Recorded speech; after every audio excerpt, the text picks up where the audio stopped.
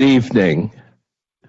If you're not here for the climate change open classroom, this is the time to leave the plane before we close the doors. My name is Ted Landsmark. I am a distinguished professor of urban and regional policy. I'm director of the Kitty and Michael Dukakis Center for Urban and Regional Policy. I've overseen this open classroom for the last several years, and I'm very pleased to share the coordination and implementation of this semester's iteration of this with my colleague Rebecca Riccio, whom you will meet very shortly. Happy New Year to everyone. For those of you who've been here before, welcome back. We're delighted to see you again. A couple of logistical points to be made very quickly. One is there is an elevator in this building that can get folks among the levels here. I mean, I've seen a number of people come and go with our steep staircases. You don't have to use those. There's an elevator around to the back if you need to use that. Restrooms are on the second level here, the mezzanine level. We do not take a break in the middle of this series of presentations, which normally run about an hour, and then we open up for all kinds of questions and answers. There are matriculating students who are enrolled in this course, and they are scattered throughout the room.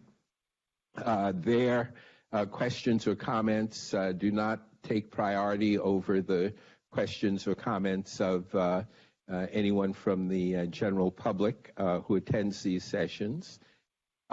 We will be meeting here every Wednesday night until the end of the semester, which is basically the 8th of April, I believe. And my colleague Rebecca will fill you in on the specifics of the schedule. And one other point that I would just make is that these sessions are live streamed. So they are going global. If you're going to say something controversial, you're welcome to do so. Just try to be articulate about it. Because we have been picked up by global media, and we do hear from folks around the world periodically about what's been said in these classes. And so with that, Professor, you're on. Good evening, everyone. First, I want to thank Ted for his openness to collaboration around this open classroom. I would like to welcome all of you, to the folks who are watching the live stream, and to folks who will be watching the video as well. We're really excited that the content from this open classroom will be evergreen and available to anyone, anywhere in the world who has access to the internet. As a mom, as an educator, as someone who mentors young activists, I believe that if it is our responsibility to prepare young people and our communities for what lies ahead, then we have a moral obligation to be teaching everyone about climate change. It's an incredibly difficult topic to be grappling with. We recognize that there's a lot going on in terms of the complexity of the issues, but emotionally it is also a burden to carry. And so we're not going to make that easy. We're going to tell the truth even when it's hard. And I'm going to propose that we think of ourselves as a learning community who are coming together to turn our shared learning into action, and to understand that we are not alone in this, and to practice self-care and to model how important it is to own and recognize how difficult it is to not only understand all of this, but to act on it. So in the spirit of self-care, and one of the practices that we are going to be doing throughout the semester, I would like everyone to just take a moment and see who you're sitting near. And if you see someone who you do not know, please introduce yourself, and let's start by building community right now. So I'm going to say hello to you. I'm Rebecca. Very nice to meet you. Hello.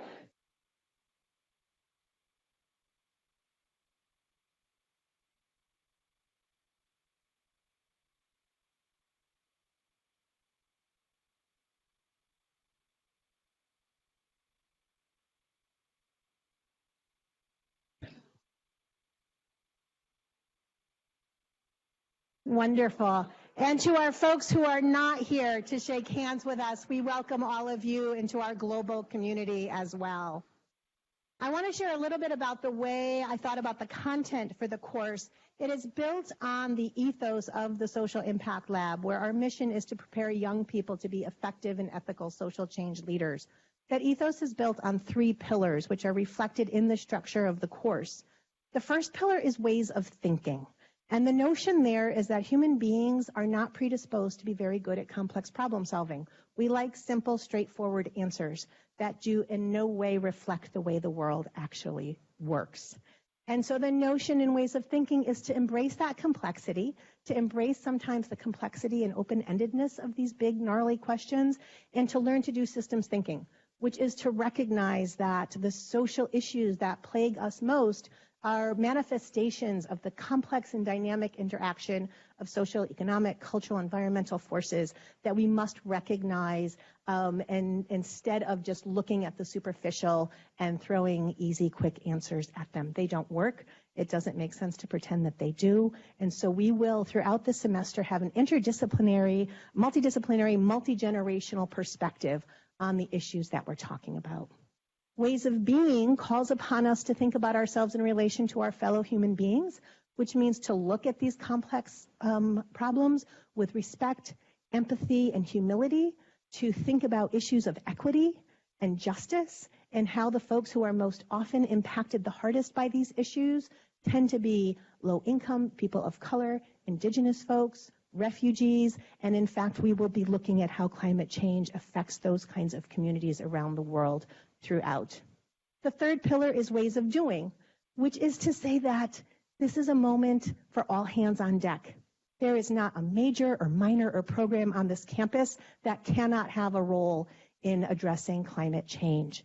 There is not an issue that you care about that you can't make a difference with when you think about the enormity of your personal toolkit, whether it's how you vote, how you behave as a consumer, how you volunteer, the decisions you make in your workplace, and on and on. It's not just the career choices we make, it's how we are as human beings with the entirety of the power that is at our disposal. And it tends to be much greater than we think when we imagine it in that broad perspective.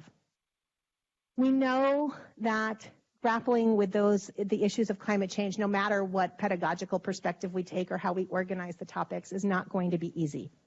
And so there are a couple of ways we're addressing that. The website is going to be building all semester with resources related to the topics that we're covering to help you get a deeper, in-depth understanding of each topic, because we can't, in the time that's allotted to us, do justice to all of them.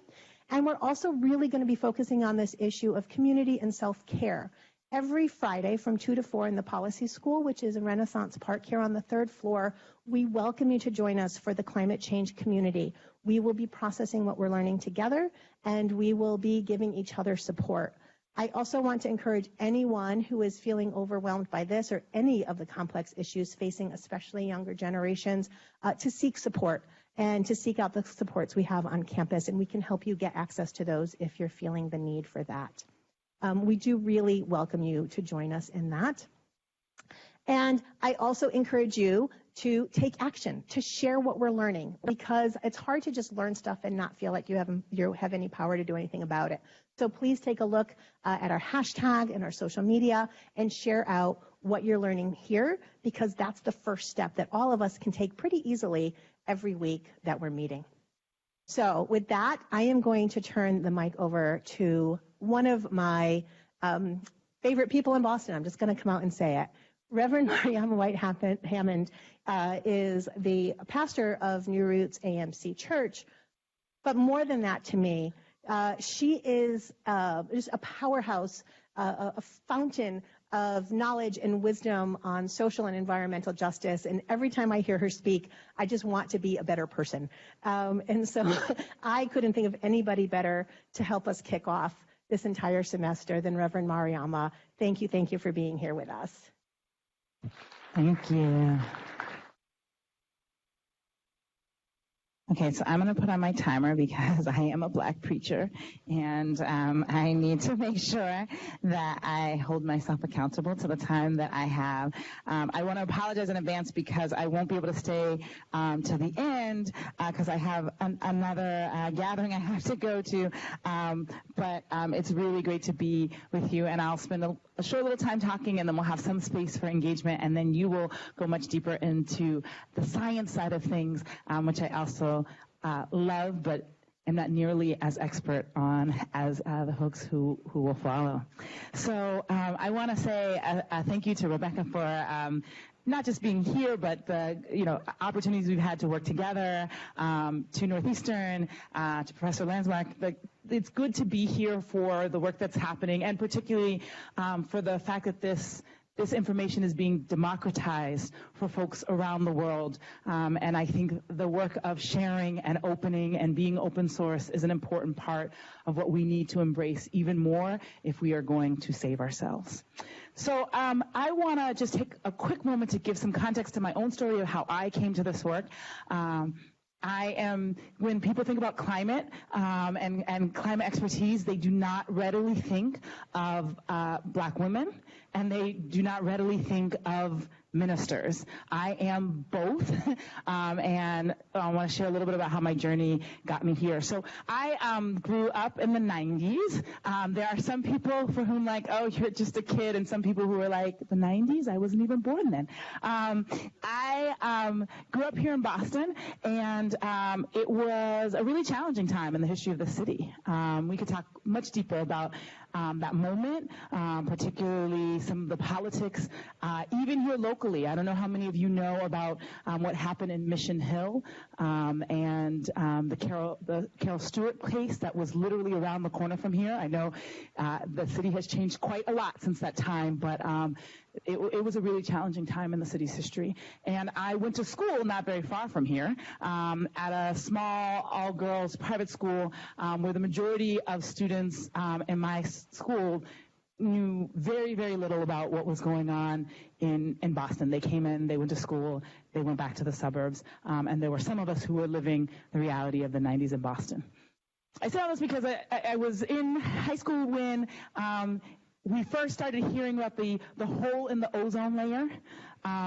At this point, for many of you who study this, it's like that's old news, that's history. But I remember for me and for many of us, the idea that human beings have the power to cause a hole in the Earth's atmosphere really shifted our consciousness. It just didn't even seem possible that we could do that kind of damage to the planet.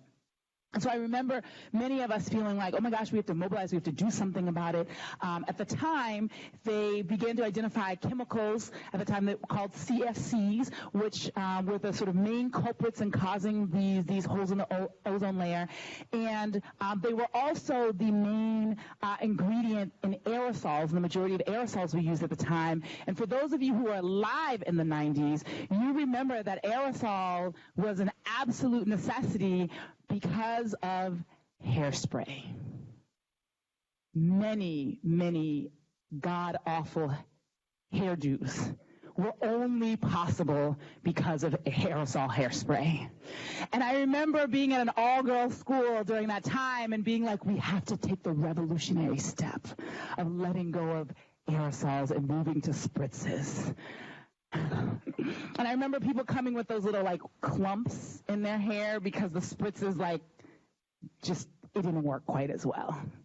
And so one of the things that was pretty amazing is that in a short period of time, the world actually did come together and make a decision that if this was causing a hole in the ozone layer, we can get rid of them, mostly because they replaced them with other chemicals that were not, they were not harmful, at least to the ozone layer. Whether or not they were actually clean chemicals is a different conversation.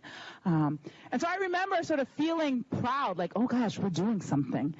And so I went to the environmental meeting at my school, and I remember walking in and being the only person of color there. And I remember the conversation was about polar bears and dolphins in the context of a time where our city was seeing a murder rate that was about 6 times what we experience now. And the disconnect between what folks were talking about in terms of saving polar bears that I had never seen, and the fact that they had very little awareness of what was happening to people 2 miles away from our school. As someone who lived in the city, as someone who grew up in Roxbury, that disconnect was just too much for me. So I remember leaving that meeting and saying, you know what, I'm going to leave, environment and the conservation stuff to sort of well-meaning white folks who don't have to fight for like educational funding, who don't have to worry about criminal justice, who don't have other issues to focus on. They'll handle the environmental issue. And my consciousness began to shift. In college, I got more engaged around environmental justice issues because I worked at a youth program, and they were looking to site a cement plant in a community that already had a number of toxic plants. And so young people showed up to the city council. I went out in support of them. That started shifting my consciousness. But the real shift for me happened in 2005. And that was because before that, I knew what climate change was, right? I had heard about it. I had a philosophical understanding of what it was. But in 2005, we had a really rough summer. I ran a youth program at the time. I had a young person who I loved and really was excited about his leadership, and he was gunned down. And so when we got to the end of the summer, I told all my staff, you need to take a break. We're going to, shut down the office, and we're going to, have some downtime to really heal from what has been a very challenging and rough summer. And when we went home, as we were preparing for, our time off, we started seeing the news reports about Hurricane Katrina coming for the Gulf Coast. And I used to run an organization that did a civil rights tour, so I drove young people most summers 5,000 miles from Boston all the way down to New Orleans and back. At the end of every year, I was like, why am I doing this? It was crazy, and people put toothpaste in people's hair and didn't go to sleep and all of those other things, but we also had magical moments where they got to meet folks who had been active in the civil rights movement. And so I had a long-standing relationship with New Orleans, and so when I watched the communities that flooded, I knew those streets. I knew youth organizations that were there. I knew community programs that were there. I knew which the different housing developments were. And both the gravity of the natural disaster, the water, the levee breaking, the wind, was overwhelming. But even more disheartening was the unnatural disaster. When white people went out and looked for food, they were called survivors. When black people did the same, they were called looters. When folks who didn't have cars to evacuate were left to fend for themselves. And even afterwards, when some communities got the insurance money they needed to rebuild and some never did. I spent some time in the Gulf Coast, actually over multiple times. I went 2 weeks after Katrina. I took young people there. But that is when I started to understand that climate change is not just a scientific phenomenon. It is something that will create deep suffering. And unfortunately, because of the way our society is set up, the people who have contributed the least to the problem are the ones who are most directly affected. And that didn't become clear to me until I saw it with my own eyes. And I started saying, I don't think it's going to work for me to leave this sort of well-meaning white folks who are not from my community if the folks most directly affected are the ones that already get left out. And so I started just asking myself some questions about what I needed to do moving forward.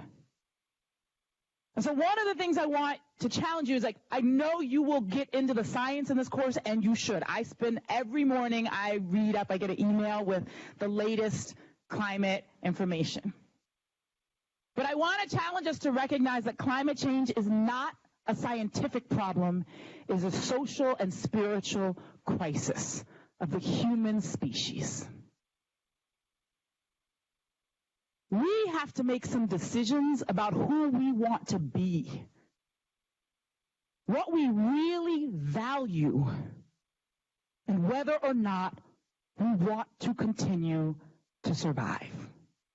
Because the problem is not the planet. She will survive. We're going to beat her up a little bit more than we already have.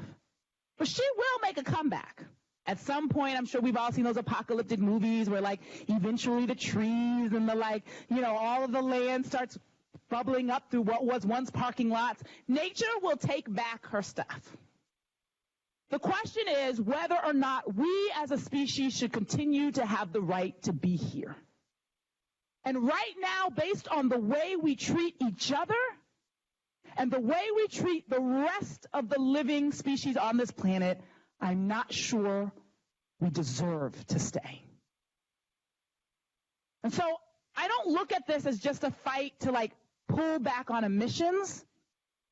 For me, this is a question about, do we become the kind of people who can learn to live with each other well and to live in harmony with all the rest of the species who, quite frankly, do a whole heck of a lot to make it possible for us to live?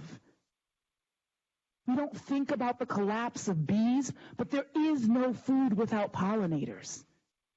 We could give a crap sometimes about what happens in the ocean, but if the tiny phytoplankton in there wasn't processing carbon dioxide to make oxygen, there wouldn't be enough for us to breathe. And so what we're really facing is a problem in our values. If we shift our values, then we would embrace renewable energy. We would think differently about how much we're traveling. We would think differently about how we eat. But at the bottom of it all is a choice to live differently with each other and the rest of the planet. The other quick point I want to make is that facing this is overwhelming. You're going to hear some science in a couple minutes, and like I said, I listen to the science every day, and it's depressing. Like, how many of you like look at climate stuff on a pretty regular basis? All right, so you all can attest to the fact that your heart gets broken multiple times in a week. You read something and you're like, I can't believe it. And I think a lot of the reason a lot of us are struggling around taking action, why so many people move into denial, and I'm not talking about the people who say, climate change is not happening. I'm talking about the people who say it's happening and then act like it's not. Because sometimes it's so overwhelming for us to take that in. I think it forces us to face our mortality, forces us to face our complicity. Sometimes it makes us feel like, what can I do about it? So my push to you is that some of the work you have to do is to buck up and face this and become stronger. Because if we don't learn how to face this, if we put our heads in the sand, it's only going to get worse. Some of my work as a minister is helping people learn how to grieve and help people work through tough times. And I can tell you that we as a culture are struggling with that.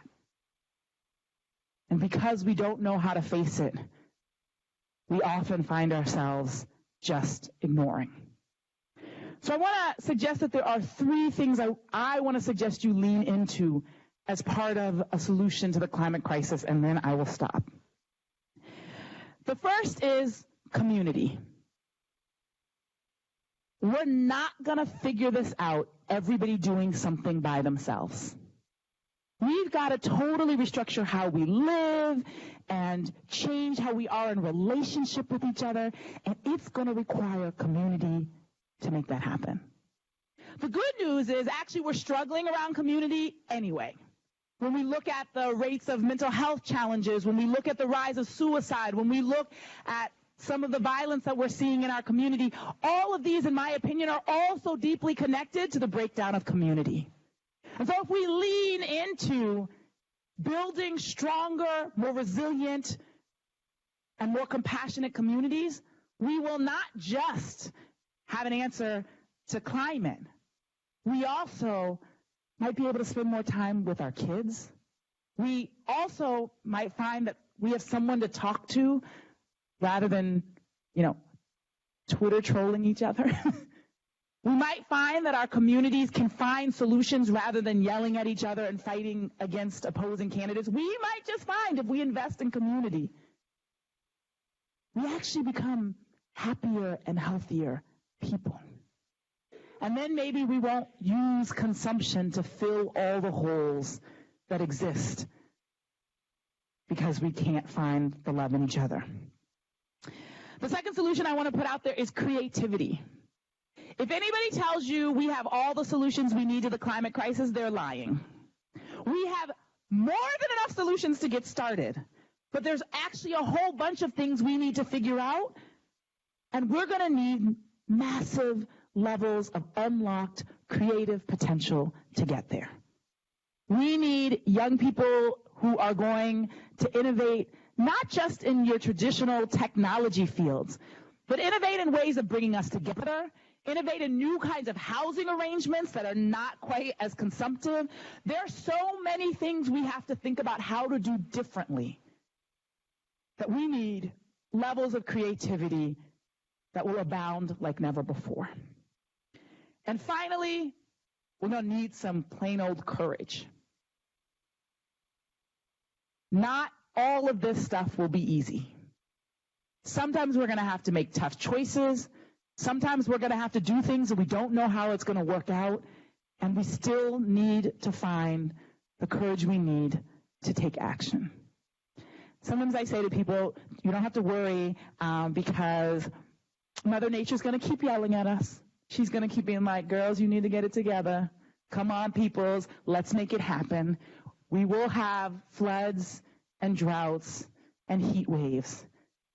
And if we can not be totally debilitated by them, maybe they will be exactly the inspiration that we need to be even more courageous, to build stronger communities, and to exercise our creativity.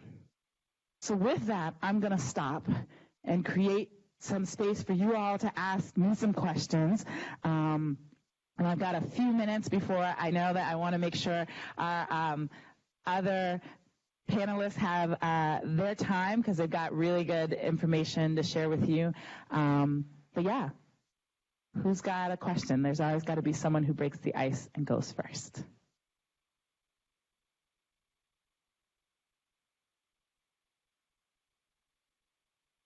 Thank you very much for that. I'm curious to know more about what sorts of things you've already been catalyzing in your community, whether it's the church or the neighborhood around there. Yeah. Okay. So, one project, I could talk about a lot of things, but one I'll talk about really quickly is that, my church is relatively new. We're about a year and 2 months old. But before being here, I was the Minister for Ecological Justice at the Bethel AME Church in Jamaica Plain. And while I was there, I remember there was one of our members, the two of us kept talking about we should be able to put solar panels on our roof, right? And we kept working on it and figuring it out. And it wasn't that easy because we felt like we had to pay it all up front, and where were we going to get that kind of money? And then not too long, like maybe a year after we had started talking about it, we got this call because there was this other church that was also trying to figure out the same thing. And so we said, oh, okay, well, let's come together. And so there was a solar group that said, oh, okay, well, we'll start this conversation and let's figure out how to make it viable. And so then we started recruiting in other religious communities, sort of figure this out.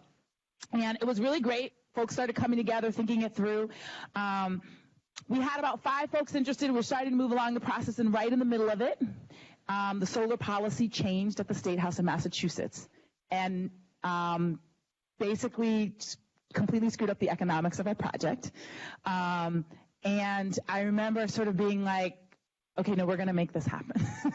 So in our case, we had to go out and find, I think it was like an additional $12,000, which we got, hustled, and some folks were willing to help make it happen. But we did lose some of the other congregations who were like, we just can't do this at this point, right? So 3 of us pushed through. We were able to get panels installed at the 3 congregations. They were smaller than what they could have been because originally we were going to give 50% of the power away to low-income folks in our surrounding neighborhood. But because the size of the project was shrunk so much, we weren't able to do that.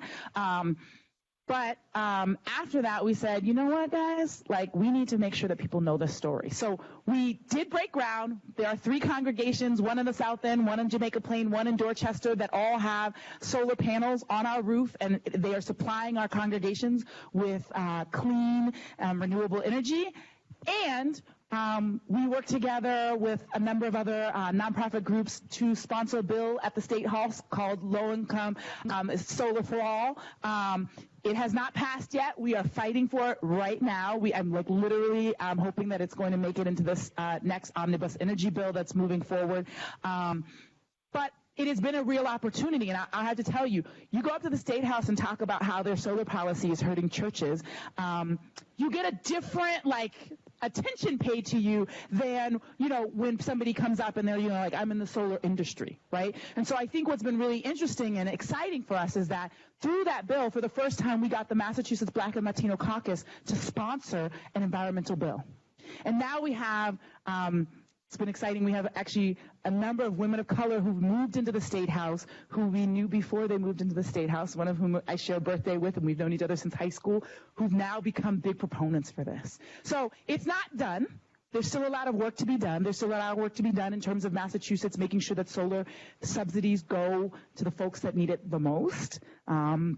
We could talk about that, but I think the excitement of people coming together, of getting it up on the roof, and now of getting involved in the policy arena to say we need to make sure that the benefits of clean energy make their way down to the folks who need it the most. And so actually we have a meeting this Saturday. If anybody lives in Dorchester and wants to come to the Boston Affordable Energy Coalition meeting, come see me. We're continuing to sort of build that out and see how we can make sure that it benefits other folks. So I'm involved in a lot of energy policy, and what I will say is that this state is known for being really progressive, but I can tell you this, that our environmental policies have not been progressive on the issues of equity. Most of the solar subsidies that went in this state did not go to low-income and moderate-income communities. Now, I'm not opposed to them going to. I think we should subsidize solar because I believe it, and we should make sure that it happens as quickly as possible. We're saving our lives, but we should also make sure that the people who need the money the most are at the front of the line to get the support, and that has not been the case. And I know we are not the only state where that is the case. We are not the only place in the world where that is the case. But as a state that imagines itself as being super uber progressive compared to everyone else, I want to say that on issues of bringing environment and equity together, we are not super uber progressive. We've got a lot of work to do, and that is why, when you look globally in France, where folks have been protesting, in Chile, in many parts of the world, a lot of times people are protesting not because they're just against the environment, but because they perceive that a lot of the policies are once again asking the people who are struggling the most to sacrifice, while those who have participated the most, oil companies, fracking companies, they never get asked to pay in the same way that low-income folks are asked to pay. So, yeah.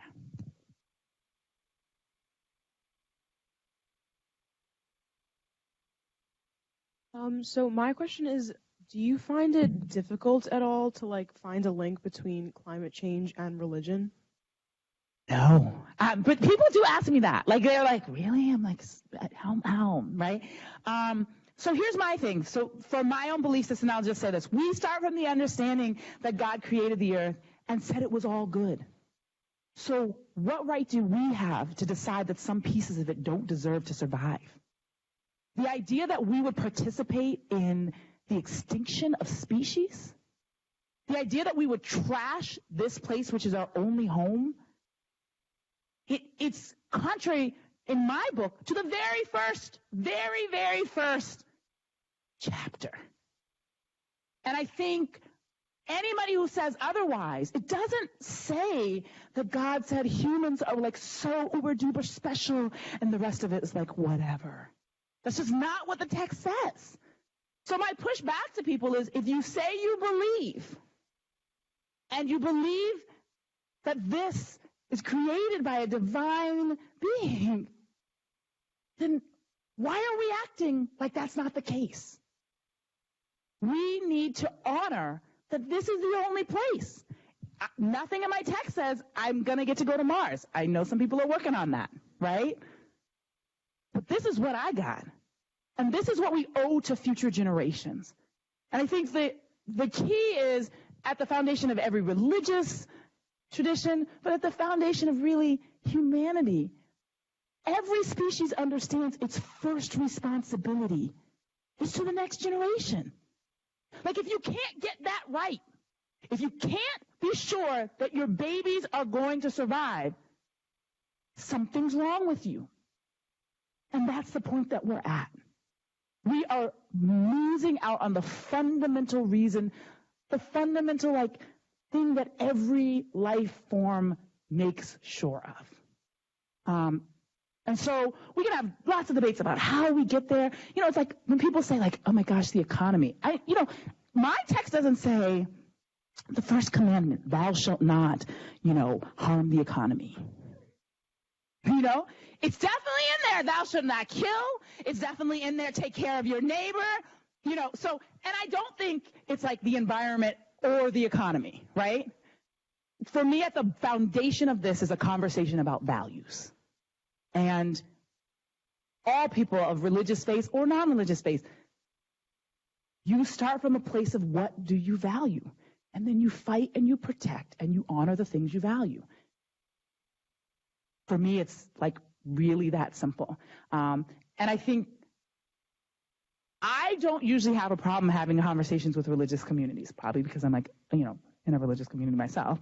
But I think sometimes the way it's been framed, people think it's an either or. For me, it's I don't even understand why we're arguing over the science versus the spirituality. Both things point to the same direction. Let's get it together. So.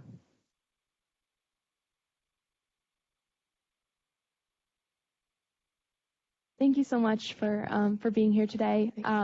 So you talked about there's a lot of well-meaning white folks, right, who maybe are a little disconnected from these issues of justice and equity. And I'm wondering how the well-meaning white folks can make progress in achieving equity and justice without putting an undue burden on these underrepresented and overly burdened communities. Even me asking you this question, demanding this labor from you. Right? It's fine. I definitely chose to stand up in front. So, But that's, I see that as kind of a justice issue as well. So, How do you what are your thoughts on that? So first of all, in terms of the question, I'd rather you engage me in dialogue than go off and not engage me in dialogue. So let's have that dialogue, right? So I think that one of the things and I hear this all the time. I remember I was in a meeting where somebody was let's frame what we're here to talk about. And somebody was emissions, duh, right? Emissions are very important. I'm not saying we should ignore them. But I want to talk about the structure underneath the emissions that means that we value some people over other people. Because if that coal power plant was in your neighborhood, I think you would want to shut down faster. But there's a reason that it's been in certain people's neighborhoods, in certain communities.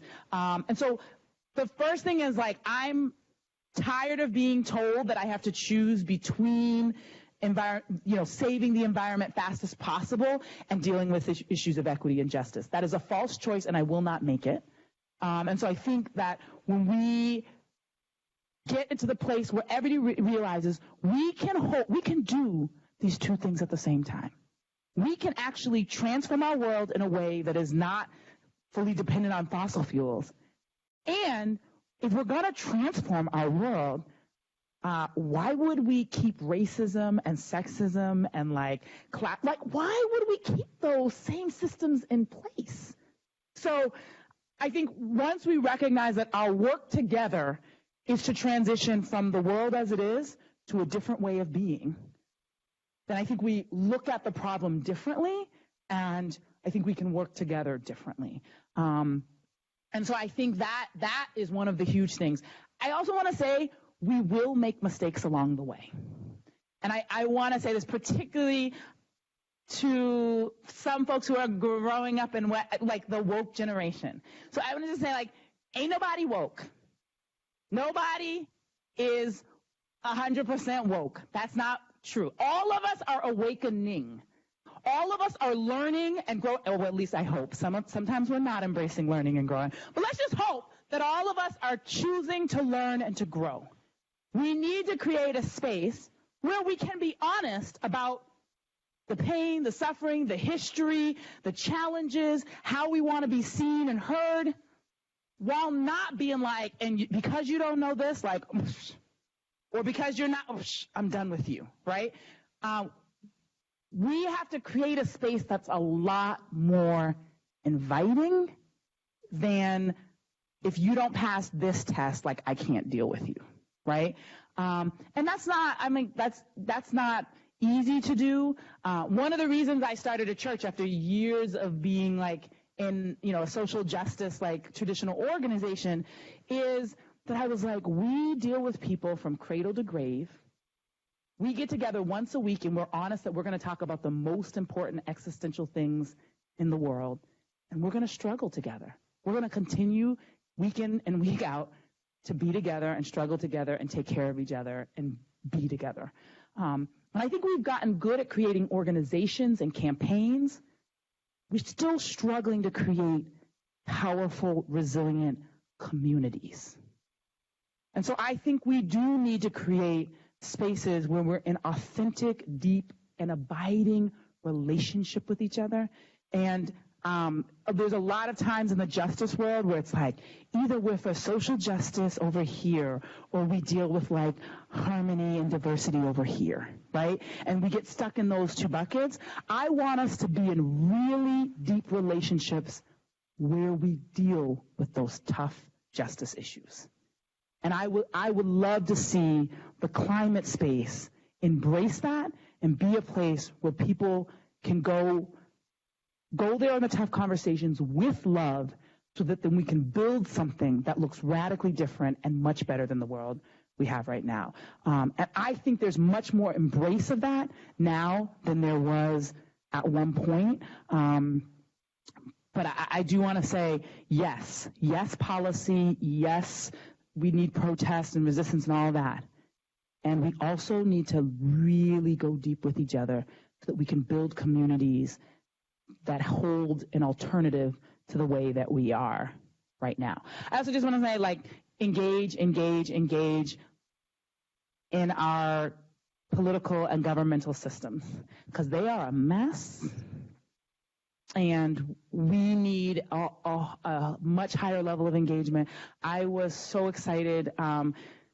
Monday was the inauguration of the Boston City Council. For the first time, 8 out of 13 of our city councilors are women. I remember when that was not the case. We have 7 councilors of color. I remember when that was not the case. I see us shifting in some beautiful and powerful ways around representation and inclusion. That is great. We need to keep that going, and we also need to go deeper in our relationships with each other, in building the alternative, because it's not just knowing what you're against. It's also, we got to start building the systems that we're for.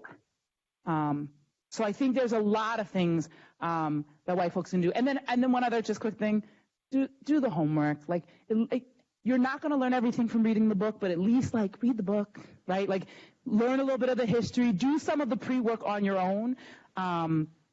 That can be helpful. And then after you do it, don't be like, well, now that I've done it, let me tell you about, you know what I mean? I've been sometimes in those spaces where you're like, I had a guy come to my husband and was like, this is about white privilege and white supremacist systems. And I was like, I'm sorry, like, real talk. I just want you to take a moment to imagine that you as a 20-something-year-old white man may know a little less about white supremacist systems than a 48-year-old black man living in America. I just want you to just hold that possibility before you keep talking. So anyway, I think I have time for what, one question or no questions? Okay, one question. Or maybe no question. If not, I have. Oh, you got one? Go ahead. Mm-hmm.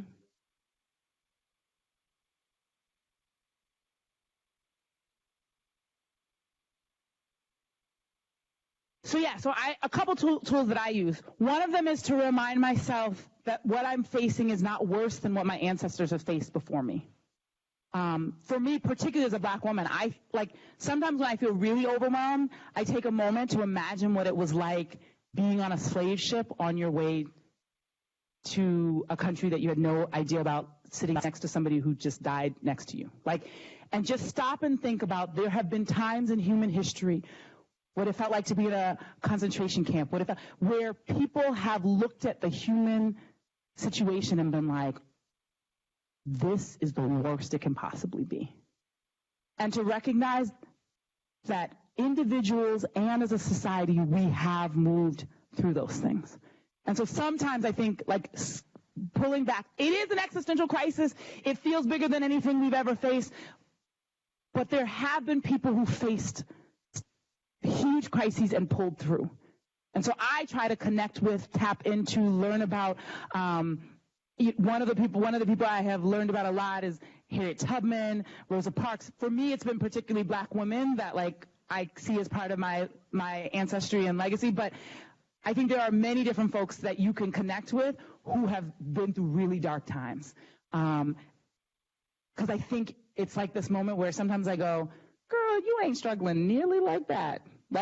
You do have running water on top of that. You know what I mean? So contextualizing myself within that. And then the other thing is I have to have children in my life. Because for me, when I'm with my goddaughter, I'm like, giving up is absolutely not an option. Because if I let go, it means that what she'll face is worse than what I'm facing right now. And then I have a spiritual practice of silence and meditation. I spend about one day a month in total silence. I slow down and connect with the world as it is. And sometimes that is painful. I one time went to the beach and fell asleep, woke up, and there was a bird, and I felt like we were communicating, and then I had this moment where it's all good. and where I was like, wow, this beach will at some point be flooding. So I've learned to hold. I'm actually not trying to push that pain away. That if I don't let it in, then I'm denying the reality of what we're facing. The question is, how do I live holding the pain and the hope at the same time and letting them motivate me as opposed to debilitate me? But I don't think it's healthy to just try to push it all away, because it will constantly be coming back. You're never going to fully be able to move away from the grief. How do you hold it? Learn to live with it right there and keep walking. Thank you so much. Thank you.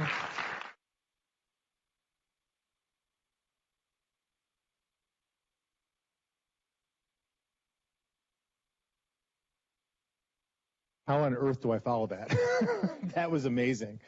I am the token scientist on the panel, and I think my marching orders were to give you the basics of climate science. I'm sort of kind of going to do that. What I want to do more, though, is contextualize the science, tell you how I think science fits in with a lot of the other things we're talking about in this course, talk a little bit about how I got to where I am today as a climate scientist. And just to start, I think it's worth admitting that I'm a reluctant climate scientist. I never wanted to be a climate scientist. I wanted to be a scuba diver. When I was growing up, I watched Jacques Cousteau movies. That's what I wanted to do. I wanted to go out. I wanted to live underwater. I wanted to go out every day and see things like this. And I have. I mean, there are places in the world where I've seen this. But what happened was, again and again, I would go out and see these beautiful sights. And then you go back a couple months later, and it would look like this on a coral reef, where there are a bunch of confused fish swimming around in this ghost town, where the corals are all dead, the structure is still there, and then you go back a couple months later and it's a parking lot, and it stays that way. And over again, everything I studied would start to die. And so I became a climate scientist just because I had to figure out what was killing everything that I was studying. We're going to talk a lot about grief and depression. It is really hard to be a climate scientist and not get depressed talking about this stuff and seeing this stuff firsthand, not only the ecosystems, but the people that depend on them. A big piece of where I am today, though, is because I'm a parent.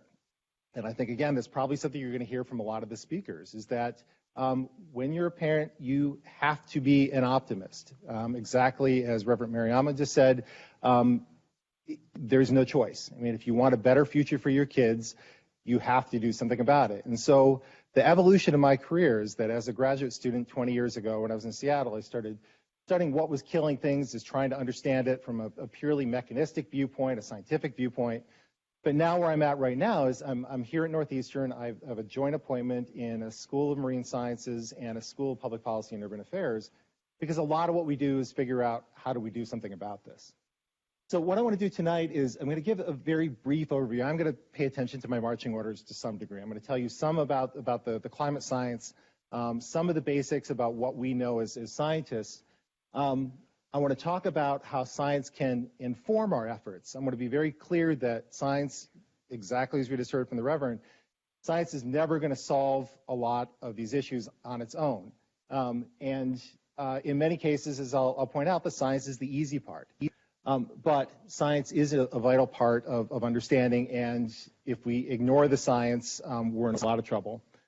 Then come back to something that Rebecca said at the beginning, and that is, how do we take a systems approach? How do we think about things holistically so that what we're trying to fix doesn't, in the end, cause more damage than we're trying to prevent in the first place?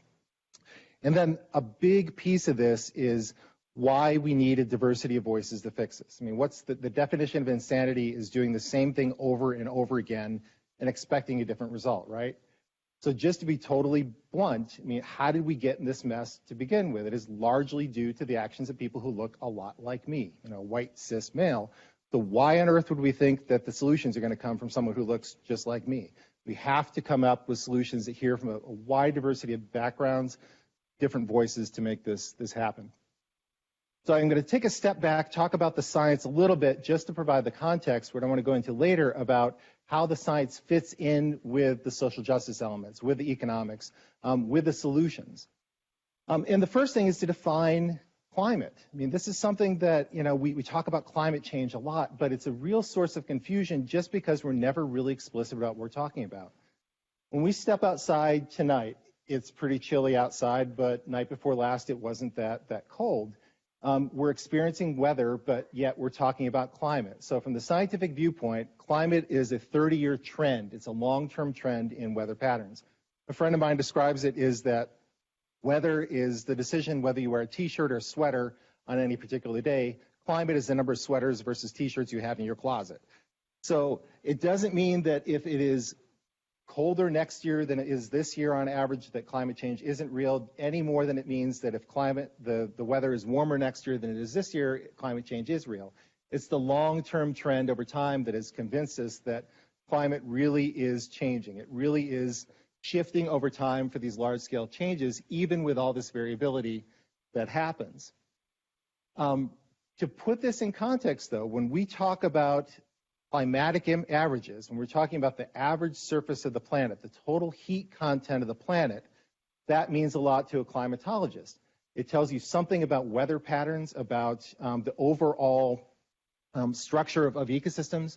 So when we look at the last ice age, about 10,000 years ago, the difference in average surface temperature, the climate, is about 6 degrees different than it is today. So when we're talking about further increases of 2 degrees, 4 degrees, 6 degrees in magnitude in the next 100 to 200 years, it's the same magnitude as the difference between now and the last ice age, but in the opposite direction. So that means a lot to a climate scientist because they're used to thinking about these large-scale heat budgets, thinking about things of the whole planet. But this is a lot of the place where we get lost in the discussion with non-scientists, because this really doesn't mean a lot. I mean, what's the way it's interpreted? If we talk about a 1 degree increase in temperature, most people are going to think, okay, big deal. If it was 86 Fahrenheit last year, that means it's going to be 87 Fahrenheit in 2100. What's the big deal? I just turned up the AC. That's not at all what we're talking about. We're talking about the total heat content of the planet. The other thing that's confusing is we talk about climate and climate change as if it is a purely new thing that's just happening in the last 100 years, and it's not. We know climates have been changing over the course of history of the planet. This is a trace over the last 400,000 years. I could take it back 600,000 years. We can look at this in ice cores and tree rings. We see that temperature goes up, temperature goes down, CO2 in the atmosphere goes up, CO2 in the atmosphere goes down. There are purely natural explanations for climate change. What I will point out to you is the x-axis, the magnitude of the years we're talking about. So the difference between here, between a positive 2-degree increase, and down here, -2, is on the order of about 50,000 years. So climate changes, but at a much, much different pace than what we're seeing today. But yet, again, we talk about climate change as if it's something new. It's not. It's the magnitude of the change. It's the rate of change. It's the anthropogenic drivers that are new that we have not seen in the planet before. The other thing that has us freaked out is that if you look at the carbon dioxide concentration in the atmosphere, we haven't seen anything close to what we're seeing today for at least the last 800,000 years, probably a lot longer than that. We're now over 400 parts per million. We haven't seen anything, and this can go back 800,000 years, above 300 parts per million. So we really are entering territory we haven't seen for a really, really long time, and we have never seen an increase this fast before in history. So the points of this, and I think, again, Rebecca said that, we want to be honest and upfront about this. I mean, part of, as a climate scientist, we're often hesitant because we're afraid that what we say is going to be misused or cherry-picked or used as evidence that what we're saying isn't true, and that's correct. But I think we have to be really upfront about this. And we are saying that climate change is natural. It is the rate of change that is very, very different. So there are these things called Milankovitch cycles, the inclination of the planet that changes climate, but that has nothing to do with what we're talking about now. But this is one thing you hear over and over again from people who don't think climate change is real, that the climate has changed in the past. It has. We know it. No debate, but it's the rate of change. But these changes typically occur on the order of 5,000 to 10,000 years, and CO2 levels have not been this high for a really long time. So just for the benefit of people who don't know how this all works, it all has to do with how wavelengths of light are absorbed. One of the kind of cool things is that every object in the universe emits light. I'm standing here emitting light to you, you're emitting light back to me. It's just in a range of wavelengths that we can't see. It's in the infrared spectrum. If I were a pit viper, if I had one of those fancy infrared goggles, I could see the long wavelengths of light coming from you. The wavelength of light depends on the temperature of the object. So if anybody here is an amateur and astronomer, you know that the color of a star tells you the temperature, right? So a yellow star is a different temperature than a blue, than a red. That applies to everything in the universe. It's just things in the biological range are emitting light in the infrared. That penetrates things in very different ways. And so all we're really talking about is ultimately all the energy for the planet, except for energy from the core, is coming from this very high energy shortwave radiation, which is able to penetrate the outer atmosphere. It's not absorbed by any of these gases, these greenhouse gases, methane, carbon dioxide. Once that hits the surface, it warms the surface, and then that surface re-emits the light back up into space. So if you ever go out in a parking lot on a hot, sunny day and you feel it is very much a lot hotter than the air temperature, that's what's radiating back up to space. The difference, though, is now it is in these much longer wavelengths, which are easier to absorb by greenhouse gases. So, this is something we have known for 200 years. Again, this is not something new. Arrhenius, 200 years ago, was looking at absorption of infrared by CO2 in glass bottles. It's not new to science. And in fact, if you look at the back of the envelope calculations from around the time of the Civil War, they're actually surprisingly close to what we see today. And it's simply because those long wave emissions the infrared wavelengths are absorbed by greenhouse gases. So it's a simple matter. You have more greenhouse gases, you're increasing the amount of infrared that is absorbed and then re-emitted back to the surface of the planet. Again, it's nothing new. And in fact, the greenhouse effect, without it, we would have no liquid water on this planet. There would be no life on the planet without the greenhouse effect. So again, one of these misperceptions, greenhouse effect is perfectly natural. We're very glad it's here, otherwise we wouldn't exist. But what we're seeing now is the greenhouse effect on steroids because of the increase in greenhouse gases. And so it's a natural process that's gone amok because of increased emissions to the outer atmosphere. Where are these coming from? Again, we can trace them. I don't have time to get into it now, but we can look at the chemical signatures of the greenhouse gases. We can do a simple accounting of where it must have come from. It's not coming from volcanoes. It's not coming from any place else other than carbon dioxide and methane. We can look at the different sectors where this is coming from. A lot of it is from transportation and heating, but also a lot of it is from land use change, where we're absorbing less carbon dioxide from trees. And again, we throw around these numbers, we throw around gigatons, thousands of tons, as if it really means something to any of us, and it doesn't. So I think this is really useful. There's a person right there. This is 1 ton of CO2. And to think about this, each year the U.S. emits the equivalent of 7 billion tons of CO2. That's enough of these giant balloons to circle the Earth 1,600 times. And that's the U.S. So look at the total population of the planet, and it'll tell you something about how many of these balloons full of CO2 we're emitting every single year. It's a huge amount of CO2 when we're talking about gigatons.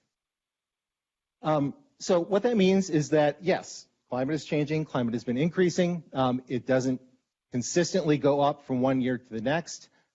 We look at these long-term trends, and we see that it is not only increasing, but it's accelerating. And so it is changing twice as fast now than it was in the recent past, and projections are in the future anywhere, depending on whether we have business as usual strategy to a total shutdown of emissions, which is not going to happen, to an acceleration. We are committed to warming, and that's one of the truths, is that there's inertia in the system. It takes time for these emissions to be manifest. So even if we magically shut off all greenhouse gas emissions today, we're still committed to warming, probably of at least another half a degree. So we're already, even if we shut off very, very close to 1.5 degrees, keeping it under that 2 degree that was really hoped for in the Paris Accord is going to be extremely difficult and requires something really radical to shift. One of the other things that gets lost in conversation is, again, we talk about climate as if it is this uniform process. I mean, I spent too much of my time fighting Michael Crichton when I was living in South Carolina.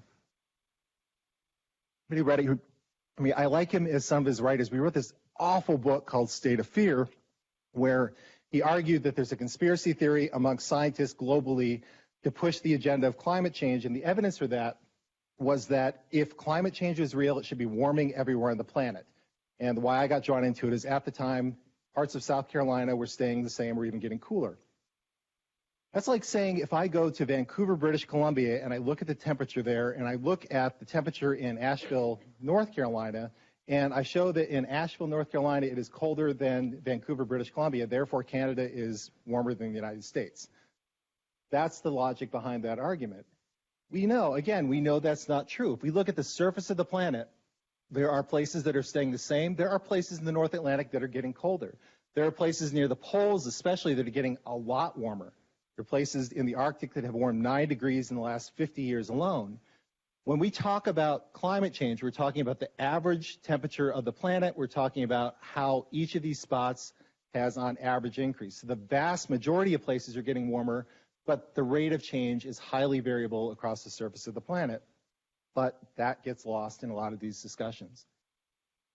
How that feeds into what we do about it, how we perceive it, how we communicate about it, and how we do science all comes down to this simple idea that we experience weather. We don't experience climate. If I'm a tree frog sitting in the bowl of a tree, I could care less what the 30-year running average of the Hadley sea surface temperature pixel is. I care about whether my own little world is too hot or too cold for me to survive. And it's the same thing with us as humans. So the way to think about this is it's climate trains the weather, but weather throws the punches. When you're in the ring with Rocky Balboa, ultimately you care how climate has trained the weather, but it's the upper left cut that you really are caring about landing on your face. This is how we experience climate change. We experience climate changes through differences in weather, through extreme events, through long-term shifts in weather. And so this is why we can have in one part of the world droughts happening at exactly the same time as other parts of the world where we see extreme flooding. It's why we can see some areas getting colder, some areas getting warmer. It's all connected. What we're talking about is heat being moved around the globe in very bizarre ways. In fact, there are a number of climate scientists that have stopped calling it global warming or even climate change. It is climate weirding, because we see these really anomalous patterns that happen because heat is being moved around the surface of the globe. And so this comes back to how it impacts us as humans, as society, how we perceive climate change, and then how we figure out how to address it. So just as an example of this, in 2010, there was a severe drought. There were 2 successive failed rainy seasons in several parts of Africa that left 10 million people requiring assistance. 2011 was the driest year since 1951 in each of these countries. At the same time, it was the worst floods in Pakistan's history in 2010, where 20% of the total land area was underwater. It outright killed 2,000 people and affected 20 million at the same time because heat was being moved around. Climate change makes drier places drier, makes wetter places wetter, and it's not always uniform. What I want to talk about then is how that plays into our experience with climate change, how we think about it. And again, I think I'm going to mirror some of the things we heard from Reverend Mariama, but I'm going to come at it from a very different viewpoint because I want to make the point that there are multiple ways to think about this. There are multiple ways to address it depending on what your priorities are. So I was in South Carolina for 12 years. I worked a lot with faith groups. I worked a lot with the U.S. military. And anybody that is from a military family or has served in the military tends to be very pragmatic about things. So pretty early on, the Pentagon in its Quadrennial Defense Report and the National Security Report listed climate change as one of the top threats up alongside terrorism. And what I want to point out is that the way they think about this, and I think this is worth taking home, climate change is not something new. It is a threat multiplier. Certainly, there are things that are unique to climate change, like ocean acidification, but climate change makes bad things that much worse. And so really, this is the approach that the military has taken, is they view this as a threat multiplier. So therefore, it is something that we should be trying to get rid of. So one of the aspects of this is the recognition that human suffering leads to political turmoil. So if you are in the Pentagon, you're trying to figure out where global conflicts are going to rise, it turns out that when people get hungry and they get thirsty, they get pissed off, and it makes it that much more likely that dictators and warlords can take control. Again, nobody is saying that climate change is causing any of these things. It is just making the conditions right. If you have, for example, a lot of dry tinder, it's going to make it that much more likely that a spark is going to ignite it. So, for example, there's a lot of discussion about whether the Syrian crisis was influenced by climate. So at the time, right before the beginning of the Syrian crisis, there was a failure of the Russian wheat harvest. The failure in the Russian wheat harvest, they cut down the exports of wheat to Syria. People went hungry, and at that time is when the civil unrest started. And again, no one is saying that climate change started it, but it's entirely reasonable to ask, would this still have happened without climate change, without that threat multiplier that happened in Syria? So as a result, I mean, climate change is never just an environmental problem. And I'm an environmental scientist, but every time we think about this, we can never think about it as just one thing. It is always going to be a combination of a social justice issue, of a national security issue, of an economic issue. And unless we address it from all those viewpoints at the same time, not only will you not find a solution, but you're going to really limit the number of voices you hear from, because you're going to be alienating somebody that says, well, he's just an environmentalist. He cares about this. Well, what if you care about homeland security? Feeding into this, I want to give an example of one of the places that I've been working I have not been able to be back there recently, but this is in southern Iraq, right on the border between Iran and Iraq. Iraq is one of the Arab region's most vulnerable countries to climate change. One of the things that we don't recognize, and this is why I started working there, is until the 1990s, one of the largest marshes in the world was in southern Iraq, around Basra, spanning the border between Iran and Iraq. And it was home to a civilization called the Marsh Arabs, where when I'm talking about, this is Basra, so if you hear in the news everything that's been happening, this is in Kurdistan, Baghdad, Basra, where the Tigris and Euphrates joined to form what's called the Shatt al-Arab River, which flows into the Persian Gulf. This is the region where the stories of the Garden of Eden and Noah's flood originated. This is where civilization, one of the world's great civilizations, arose. This is the home to a group of people known as the Marsh Arabs. Their entire way of life was dependent on their ecosystem.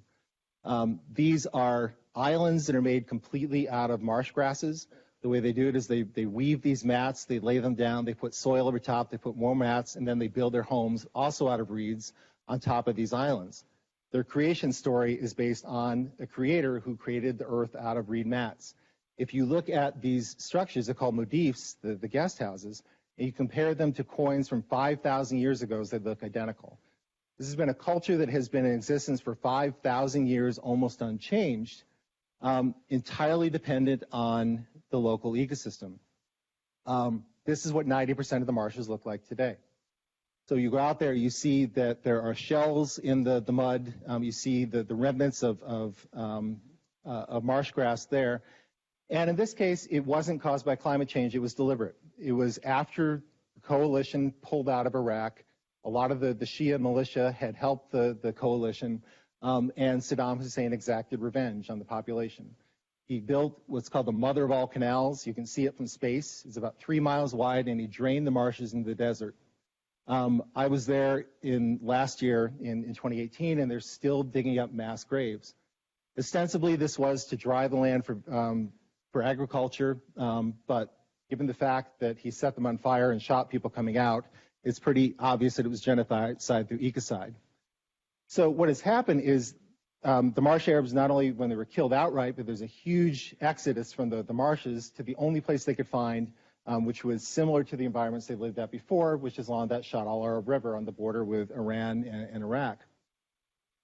One of the colleagues I work with was looking at not only how that impacted the ecosystems, but also how it affected the societies. And what she found is that over and over again, this is something we're going to hear, women were most disproportionately affected by it. Prior to the drying of the marshes, it was by no sense an egalitarian society, but there were strong gender roles. Women played a very strong role in society. They took care of the food. They were the heads of the household. After the marsh desiccation, they went and interviewed people, and they're now the vast majority are doing what we call, for lack of another euphemism, domestic services. They were subservient. The whole gender relationships were disrupted by this environmental disaster.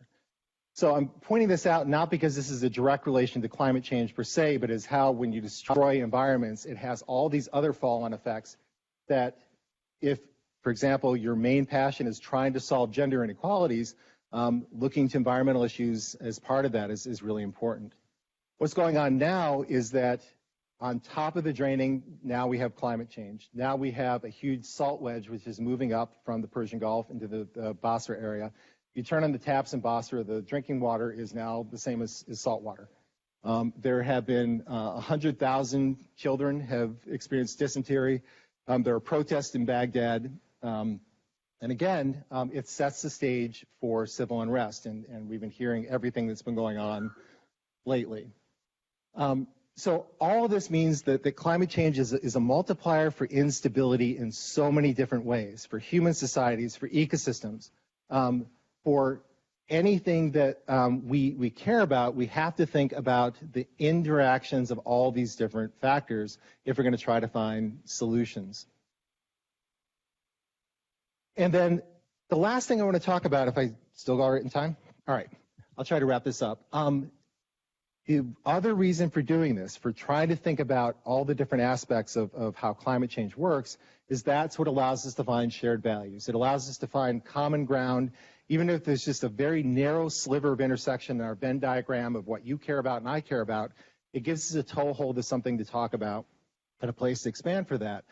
So that even if your motivation for solving climate crisis is very different from mine, at least we can walk hand in hand. And again, I appreciate what the Reverend said, because I see a lot of opportunity for faith communities and scientists to work together. So what I just want to end with then is what role can science play? And again, I just want to emphasize these are just ways that it can inform action. It does not provide the motivation. It does not provide the what we should do or even how we should do it, but it provides us some of these end goals. And I want to quote, this is probably the only time I will ever quote Donald Rumsfeld, but whether he knew it or not, he was talking about climate change, and I'll read it. We know there are known knowns. There are things we know we know. There also know there are known unknowns. There are things we know that we don't know. But there are things that we don't know we don't know.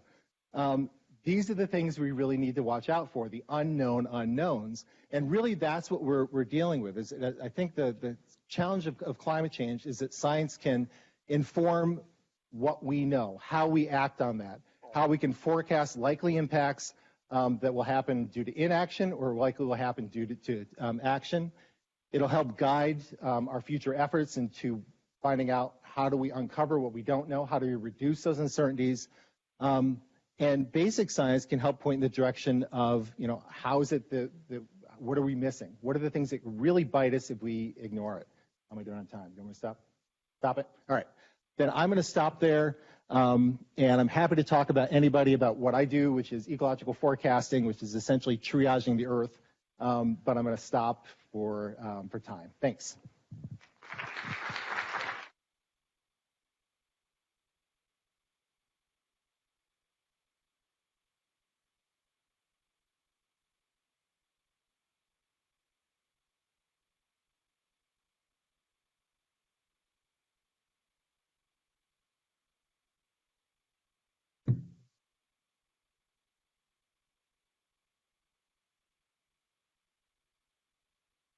All right, thank you so much for having me.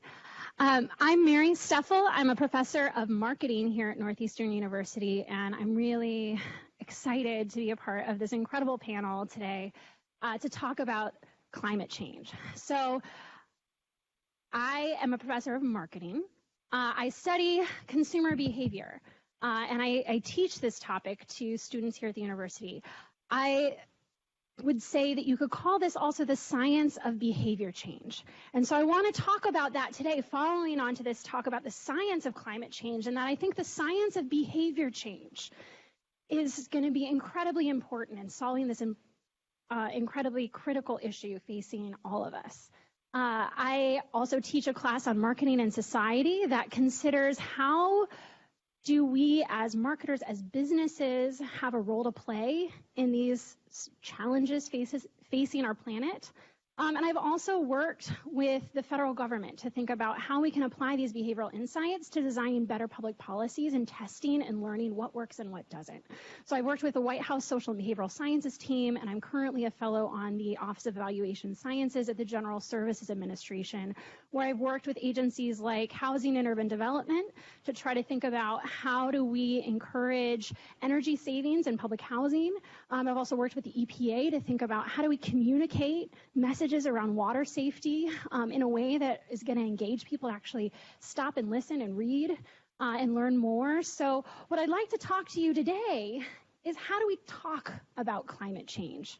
How do we talk about what you're learning in this course in a way that's going to actually get people to engage in that conversation with you? So by virtue of sitting in this room, I take it that all of you consider climate change to be personally important to you in some way. Well, if that's the case, you're not alone. About 7 in 10 Americans say that this is an important issue to them as well. But interestingly, despite the fact that this issue is so important to so many people, only about 4 in 10 people say that they actually talk about climate change with their friends, family, or colleagues. So there's a gap between the importance that we place on these issues and our willingness to engage in an open conversation about these issues. So why is it so hard to talk about climate change? Well, there's a lot of different psychological barriers that get in the way. The first of those is distance. Climate change feels far away. It's not something that we can necessarily see as it's happening very easily. As much as people are telling us climate change is happening now, it's easy to think, well, it's not affecting me directly yet. This is a longer term issue. Second is doom. The more we talk about climate change as a threat, that's going to involve significant loss, cost, or sacrifice to address. The more people may get overwhelmed, feel helpless, and sort of shut off and become less receptive to those messages. A third psychological barrier to talking about climate change is dissonance. When what we know, for example, fossil fuels contribute to climate change, conflicts with our everyday behavior, that we fly, that we drive, that we heat our homes using fossil fuels, that dissonance creates a sense in which we want to try to downplay or even doubt some of those beliefs or knowledge. That's exacerbated when our beliefs conflict with those in our social circles, those people that we care about. Again, that's another situation in which it makes us feel better to kind of downplay or put aside those beliefs. The fourth barrier is denial. So when we negate, ignore, or otherwise set aside acknowledging these unsettling facts about climate change, we find refuge from that fear and from guilt. And so one thing I want to emphasize here is denial is very much based in self-defense rather than necessarily being an issue about intelligence, ignorance, or something else we might like to say about someone who disagrees with us. And the last barrier to talking about climate change is that of identity. We have a personal identity and political identities and other identities that are going to shape what kind of information we're open and receptive to and who we're willing to have these conversations with.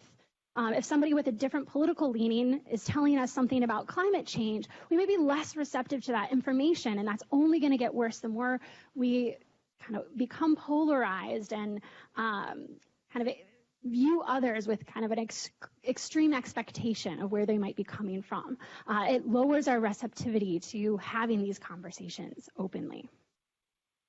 So with these barriers in mind, one thing I want to talk to you today about is how do we spark conversation about climate change? How do we overcome these barriers and think about ways in which we can have a conversation that people are going to want to participate in, to share, to amplify, and to spread?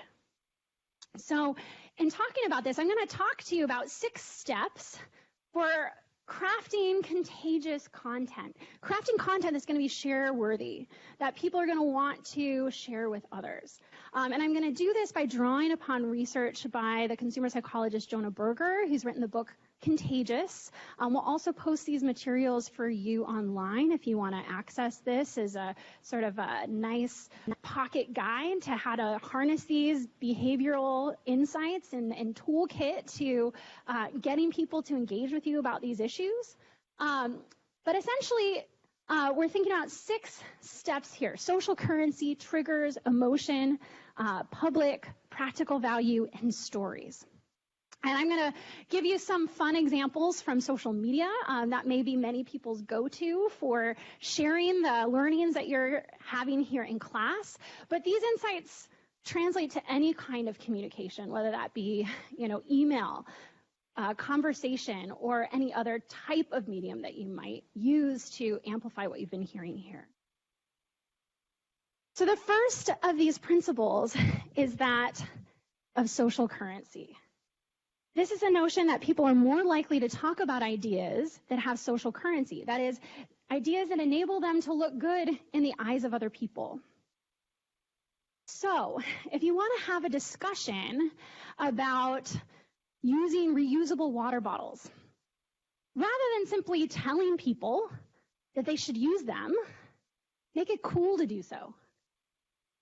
My elementary-aged cousin, for Christmas this year, all he wanted was a hydro flask, right? Why? Well, not just because he knew that it had a positive impact on the environment as opposed to using kind of disposable plastic water bottles, but because it was cool to walk around campus, his elementary school, with his signature color hydro flask with stickers on it, and to show that off to all his friends. There's social currency in the notion of these reusable water bottles. Getting people to get excited about this idea isn't just about explaining its functional value, but by making people feel cool, savvy, or in the know. If looking cool on an elementary school campus is maybe not your jam, here's perhaps a slightly more grown-up version. As it turns out, here's a share-worthy tweet for you. Caring about climate change is trending on Tinder. So it's another way to get a little social currency in another domain. The second of these principles is triggers. People are more likely to talk about ideas that are top of mind. And the best way to keep things top of mind is to link them to habits or aspects of our routines that we encounter frequently. So if we want people to talk about saving water, don't just encourage people to turn off the tap, but link it to a frequent behavior like toothbrushing, so that every time people engage in that specific behavior, they're triggered to think about this social issue, this message that you've given them. The third principle I'd like to talk to you about is that of emotions. This is the idea that when we care, we're more likely to share that information. And so as important as it is to share and understand the statistics and the facts of climate change, and how important that is for understanding the issues that we're up against, it's just as important to understand the emotional content, the human side of this, in order to motivate people to act on climate change. So if you want people to talk and act on the environmental consequences of climate change, like the fires that have been raging through California or that are currently raging through Australia, don't bombard people with only cold, hard statistics. Instead, use emotional verbiage and imagery that will humanize these issues and will pull at people's heartstrings and will motivate them to act. The fourth principle is that the more public something is, the more likely people will be to talk about it. So an effective way to get people to talk about an issue is to give them a way to show or publicly showcase their engagement with that issue. So if you want to inspire people to talk about Earth Day, don't just wish them a happy holiday. Give them a way to deck the halls, so to speak, like Facebook did a couple years ago by giving people customizable Facebook profile frames that they could use to not only celebrate Earth Day themselves, but showcase that to their friends in a very public way. And that kind of public way of showing your support and your engagement in these issues is a way of making that idea and that message much more likely to spread. The fifth principle is that of practical value. So people are more likely to talk about information that's useful to them in some particular way. The more useful the information, the more likely people are to share it with others. So rather than simply informing people that some wrapping paper isn't recyclable, it's better to give people concrete, practical advice about how to recognize which wrapping papers are recyclable and which ones aren't, so that people can make informed decisions when they go shopping for the holidays. And finally, the sixth principle is that people love stories. So if you want people to engage with you in a conversation about climate change, inspire them with a narrative or a story that they're going to want to tell. Greta Thunberg recently tweeted, "It's not about me, it's about scientific facts." And when she said this, I think in some ways she was worried that the focus on her own personal story was going to distract away from the important science that she was trying to share and spread throughout the world. I think many of us would say that rather than distract away from the science and the importance of climate change, if anything, Greta's story inspired generations of people to want to learn about the science, the technology of climate change, and take up the torch and do something about it. So, as you're thinking about everything that you're learning throughout this semester, throughout the course of this amazing, amazing open classroom, I want you to think about how you can use these steps as a toolkit for sharing this information, inspiring conversations, whether that be face-to-face, whether that be on social media, or whether that be in a broader venue as well. So thank you so much. Let me open this up for some questions.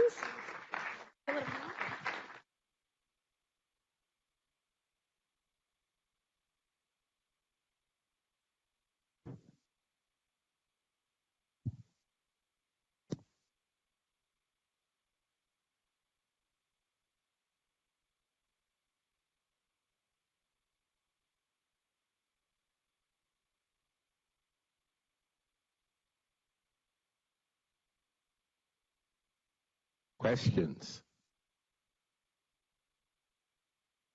Can the panel address the real, the nub of this, which has not been mentioned, which is population growth? My perspective is that the wealthier societies become, the smaller family sizes become. That poor societies produce a lot of children. The climate change issue here is very, very challenging because in order to become wealthy, correct me if I'm wrong, that requires the consumption of energy. That's how, that is a measure of society's wealth. So how do you deal with the reality, in my view, that population growth, 7.5 billion today, 10 billion in 30 years, how do we address this issue unless we stabilize population? I can take a first. Is this on? I can take a first stab at this. You're right. I mean, certainly energy demand is very much coupled to population growth. But I would turn it around a different way. For countries where people tend to have more children, their per capita resource use is much lower. And so the issue now is if we look at the total resources we have now, there's way more total resources we have now than are needed to support the population of the planet. It's an issue of resource distribution. And so you're right, population plays a role in this, but I think an even bigger piece is how do you have more equitable distribution of resources? Certainly you're right. I mean, education, access to birth control, all these other things have to be part of the equation. But I think before we even get to that point, we have to think more about the inequities in resource distribution, which we could easily support the population we have now without further growth or food. You guys want to tackle it? Well, I think that another issue to think about is these don't have to be either or issues. And I think one of the things that Reverend Mariama mentioned about the climate movement is, I think, an interesting merging of notions that science and justice and population and women's rights, at the end of the day, they're almost always about the same thing, which is about equitable distribution of resources. And it's a painful way to have that realization. But if we are able to embrace a more sophisticated understanding of problem solving, we have to be addressing them all at once. We can't say, all right, we're going to actually pause climate change work and policy work and working on fossil fuels because of population. We have to pursue them simultaneously. Yeah, there's also the irony that nations around the world, which often have the slowest population growths, such as the United States, are using vastly more energy in a variety of highly destructive ways. I mean, we have more big diesel pickup trucks than anyone else. And it's also the case that certain nations like China, which have sought to limit population growth, but which have significant population growth, are among those that have been most aggressive in implementing policies around solar use, wind use, and the development of electric vehicles as a fundamental part of their transportation system. So, you know, we use the term resource distribution in an abstract way, but it really means, from a policy perspective, is that the nations that are currently the largest users of energy in ways that contribute to negative climate impacts are those that are often in the best position to implement policies, and some of us do, and a lot of us don't.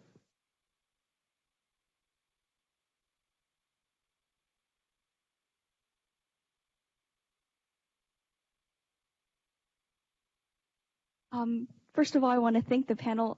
It's wonderful that you all spent the time to come. My question is, I'm a college freshman at Northeastern, and as somebody who likes to consider myself as part of like this woke generation, it's interesting when you interact with people who share like dissident views from yourself. And I think that my first part of the question is like, should we be focusing on bringing people who share these dissident views into sort of like a realization that like climate change science is like real, that this is something that we need to take political action on? And how do we kind of raise that political capital?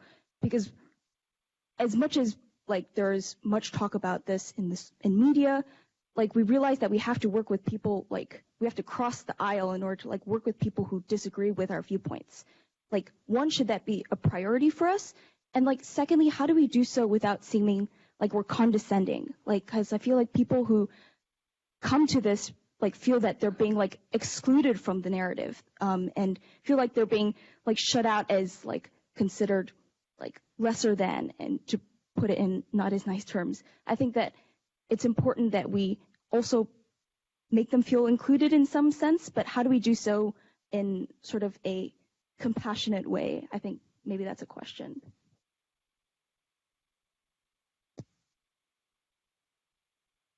So I think one important piece of this is that solving this problem isn't just about doing a better job of communicating. I think, especially when there are these deep divides, I think better communication isn't enough. You need to start listening. And I'm actually inspired by a project that the White House Social and Behavioral Sciences team did in Flint, Michigan, with regard to the water crisis that took place there. And one of the agencies that was working up there was concerned that they were having a lot of problems with people not trusting the information they were getting from the government about the safety of the water. So even when they reached a point where the water was again safe to bathe in, safe to brush your teeth with, to cook with, etc., people still weren't using it, such that they were having, diseases break out that normally you wouldn't see in the middle of Michigan, because people were afraid to use the water and weren't willing to listen to the information they were getting from the government. And so the question was, how do we do a better job of communicating this information to people so that they'll believe us and use the water and understand the facts that we're giving them? How do we do a better job of conveying these facts more clearly, more simply, more convincingly, more compellingly?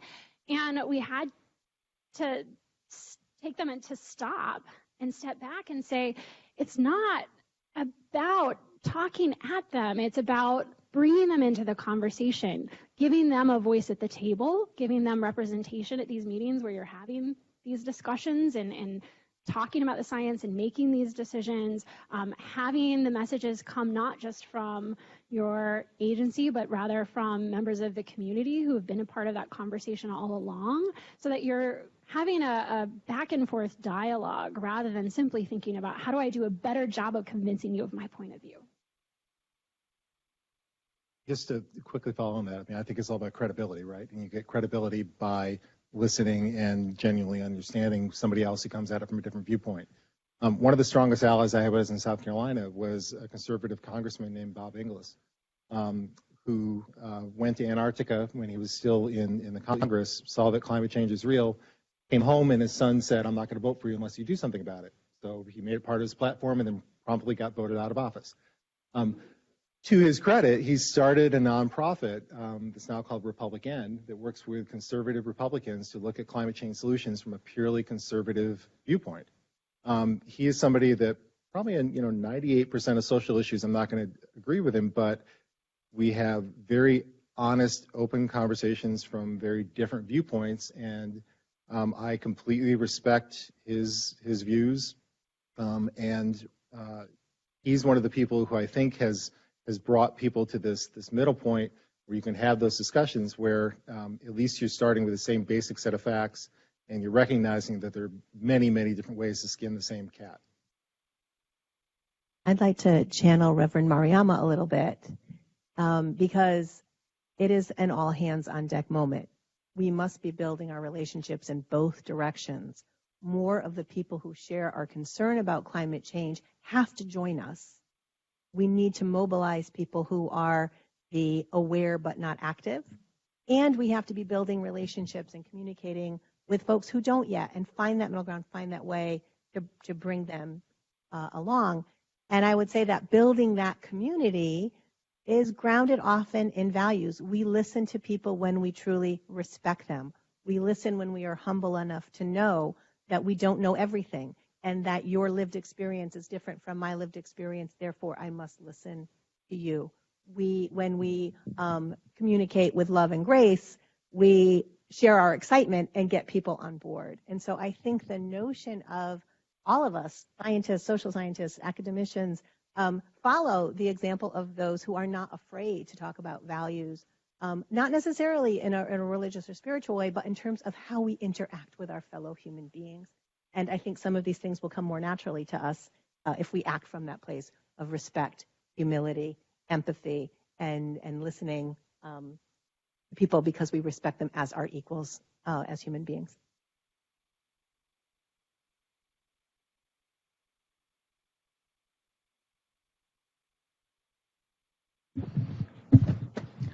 Yeah, I find that that it's difficult because you have people that believe one way, believe the other way. Like you have these lobbyists in Washington. An example is Big Oil. They have their scientists that come out and report their scientific evidence, which contradicts the scientific evidence of people on the other side. And it seems to me that some people just don't know which way to turn, who's right, who's wrong. And I think the education should start with the younger people first, because as an older baby boomer, we're all kind of set in our ways, and it's difficult to get us to change our views. But as we educate the younger people as they grow up, I think that'll be tremendous in helping moving things along. Just my point of view.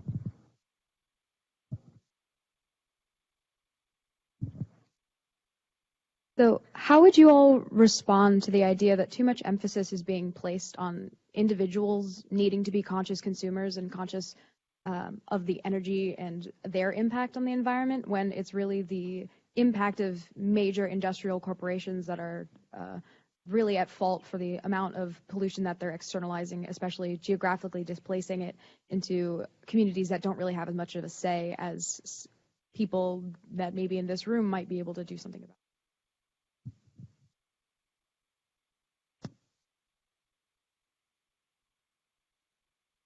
I think it's empowering to think about consumers as having an ability to shape what's happening, whether that be with their own individual consumption habits at home or whether that be thinking about what firms and businesses they choose to give their business to.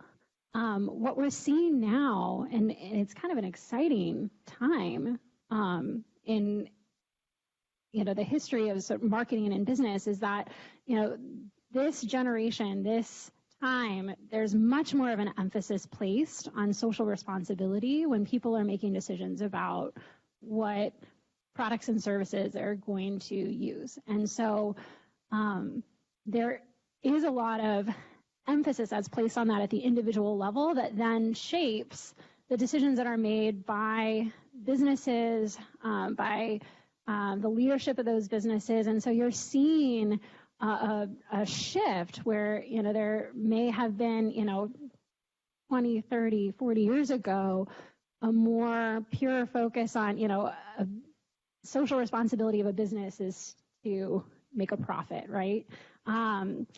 To today, I think that's a very minority view among businesses, and that I think they're more and more being encouraged both by the consumer and the changing marketplace to be thinking about the ways in which they are impacting the climate, the people that and the communities in which they're embedded. And so I think you're seeing a lot more of a shift toward businesses making important decisions that think about that triple bottom line, profit, people, planet. And I think, you point out that, as a consumer, we're probably, and as an individual, we're probably not the ones that are having the biggest impact on these kinds of things. But I would say, I think the exciting thing about focusing on consumers is that it's a way to empower every one of us and to get rid of some of that hopelessness in recognizing that we do have a role to play in the decisions that we make about where we shop, where we get those services, and how we consume those items can actually play a bigger role in some of those decisions that we may not necessarily be in the boardroom for. Our voice is still having an impact on those decisions higher up. And I think it's important to remember that, in fact, there are industries that are taking leadership roles in this regard. We don't see a lot of it here, but when you get out into the Midwest, into parts of the country that voted Republican and voted for Trump, you'll see a lot more agriculture where the energy is being provided by wind and solar than you see throughout New England. And there are a number of other industries. I mean, if you look at the automobile industry, particularly in Europe, the move among the major manufacturers there has been away from carbon-based fuels and to other forms. And there's more resistance going on here than there is there.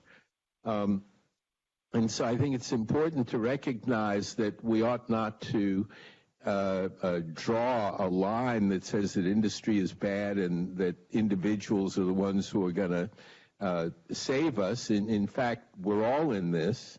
And then in terms of whether we've put too much of an emphasis on the individual versus industry, we all have to hold ourselves personally accountable. I look at, from my window in Renaissance, at the number of Ubers that pull up that are picking up and discharging our students, many of whom say that they stand for principles of sustainability and resilience.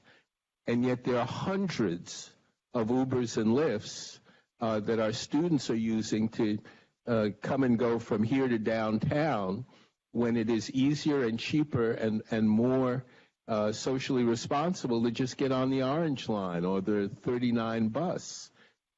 So I don't think, in fact, that we've put too much of an emphasis on the individual versus the larger scale, because we all have an obligation, whether it's through the use of recyclable bags, or as Brian and I were talking earlier, the way we deal with the fact that as academics, we spend a lot of time on airplanes that are adding to pollution, and how do we ethically, personally reconcile our professional obligations with what it is we think we need to be doing vis-a-vis all of this.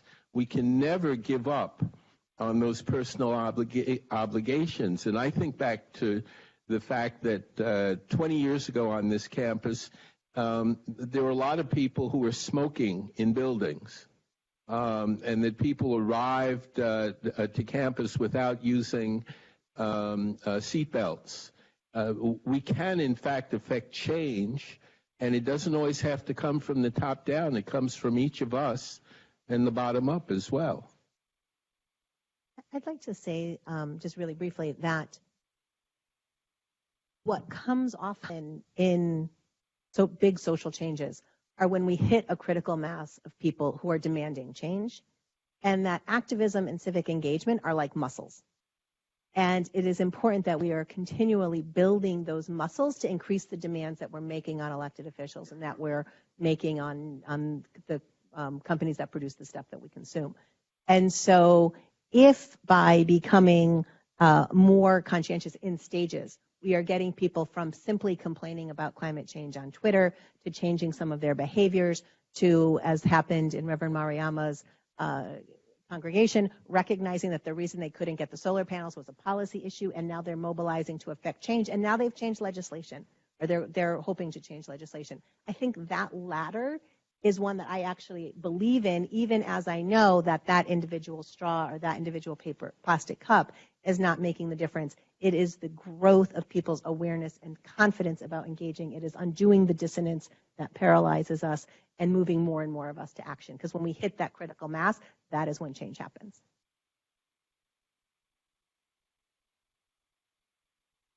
Hi. Okay. Hi. I'm not sure if this was already addressed in one of the previous presentations, but I was just wondering your thoughts on, as wealth disparities increase, both in Boston and in other major cities, how do we make sure that we're including working class Americans into the conversations about climate change and how to be more resilient?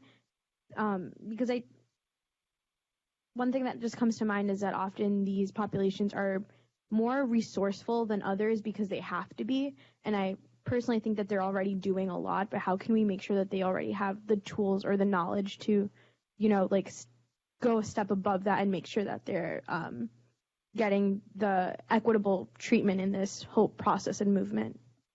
I'll just quickly say, come back in 2 weeks. One of my grad students, David Sittenfeld, who's the public forum director at the Museum of Science, is doing his dissertation exactly on that. Is how do you facilitate hearing from voices that often are ignored but are crucial, and exactly as you say, it can be extremely creative coming at this from a different viewpoint.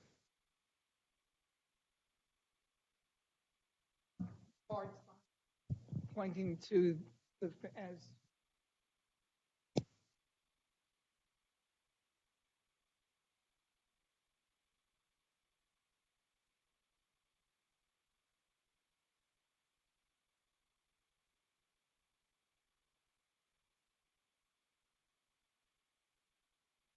Yeah, so this is where I think the science and technology can help. I mean, there's a lot of discussion about drawing down CO2. There are discussions about spreading aerosols to reflect more solar radiation. In my viewpoint, that's really risky. We just don't know enough about it. I would argue that probably it is much less science than it's much less physical science and biological science than it is behavioral science. Is the way I would think about it. Do you want to jump on that? Yes. But I mean, it's interesting because technology plays an important role too. So, one of the gold standards for encouraging people to reduce their energy consumption is to use peer comparisons, is to give people information about how much energy they're consuming relative to their peers. So many of you may get bills like this from your energy company that gives you that little graph every month.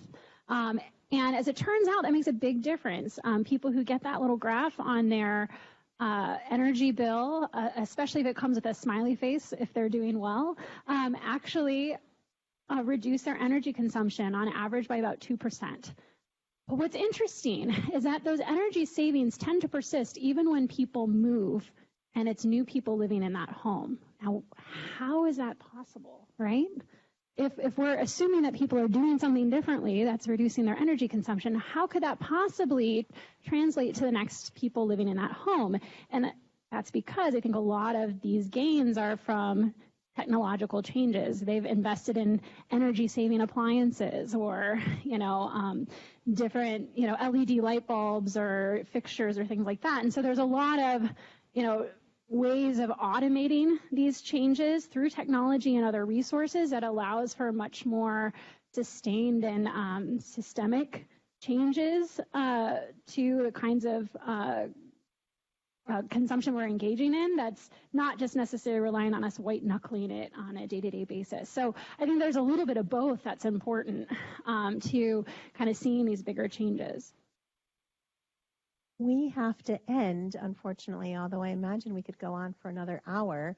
But before we do, we're going to take a practice that is very uncommon in public spaces, which is to actually intentionally leave a minute of quiet, during which we would ask all of you to reflect a little bit on what you've heard tonight, recognizing that it's difficult, but also recognizing that we've already heard some things we can do.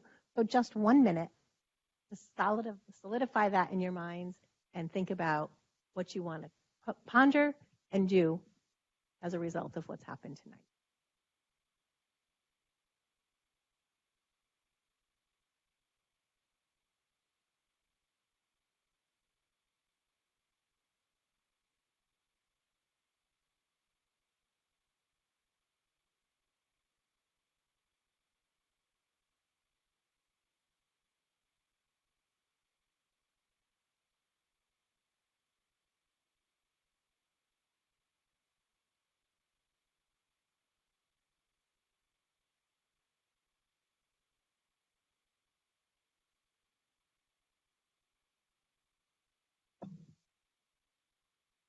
Thank you very much, and we'll see you all next week.